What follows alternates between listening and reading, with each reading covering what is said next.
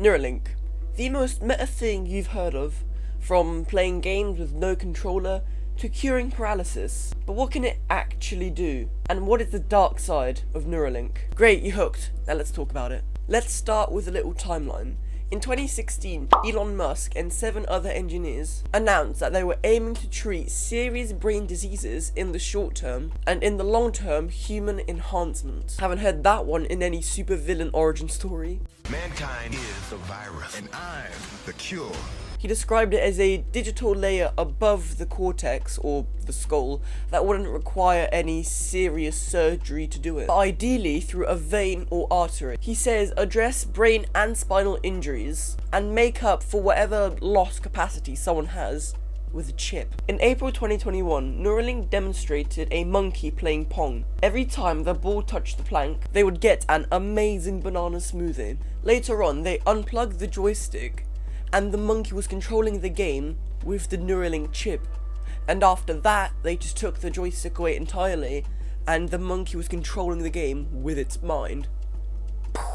Then, in May 2023, they received FDA approval to start human testing, even though they didn't get it in 2022 because of major safety concerns with the device's lithium battery. Basically, it's the chance that electrodes, which are basically very thin wires, that are implanted into your brain may migrate to other parts of the brain, which is not ideal. And questions involving if you can remove the device safely without damaging brain tissue, which once again seems like a pretty serious thing. So, the first human to have a Neuralink. Neuralink provided a few details in February in a recruitment brochure for the Precise Robotically Implanted Brain-Computer Interface, or PRIME study. And on February 20th, Musk announced that the first human participant can control a computer mouse with his mind. And that about sums it up. Now let's talk about what it can actually do. Now I need you to understand this. The Neuralink is a receiver, not a transmitter. It can't access the brain and put thoughts and stuff like that into your brain. At least not the first model of it. What it does is it receives brain activity with hundreds, if not thousands, of electrodes, which we talked about, implanted in your brain that transmit signal to the Neuralink chip, which then transmits it to either a computer to control the mouse, or maybe to something in your spinal cord to make you not paralyzed. For example, there have been talks about if you're, for example, a blind person, if you're blind, you can put a camera on the front of it, connect it to the Neuralink, and then you can see through the camera. But for that, you need an upgrade. Now, let's talk about the good.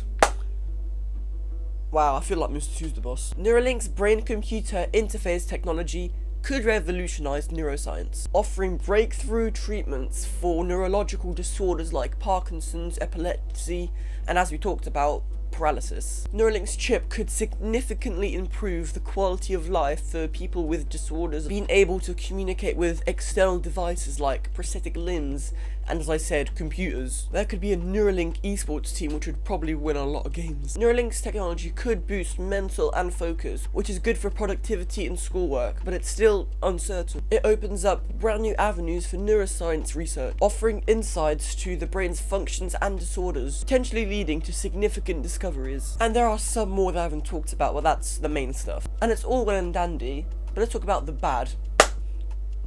I need to do this more often. Right, serious. The Neuralink can read and transmit brain signals.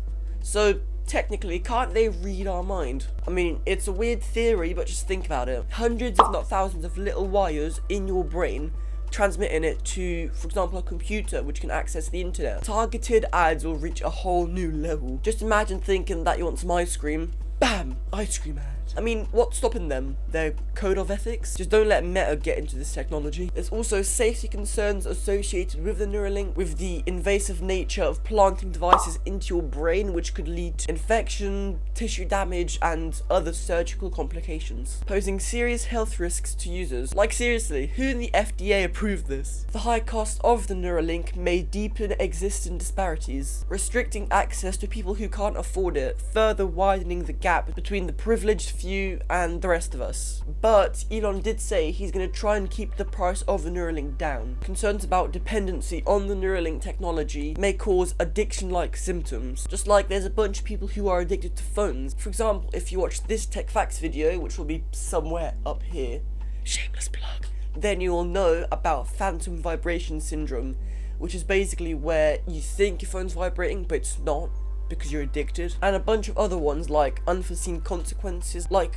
we don't know what's going to happen in 40 years when there's a chip there and a bunch of wires poked in your brain. There might be job displacement, like some places might require you to have a chip there, like there was with the vaccinations. You needed to have it to keep or get a job. And lastly, integration with AI and the human brain, which will probably happen, raises concerns about the long-term impact of human identity, loss of individuality, or even alteration of fundamental human nature. I mean, do we really need to be more connected with technology? I mean, I completely understand if it's to solve a disability or to extend your lifetime, but if not, just get a pair of AR glasses when they come out.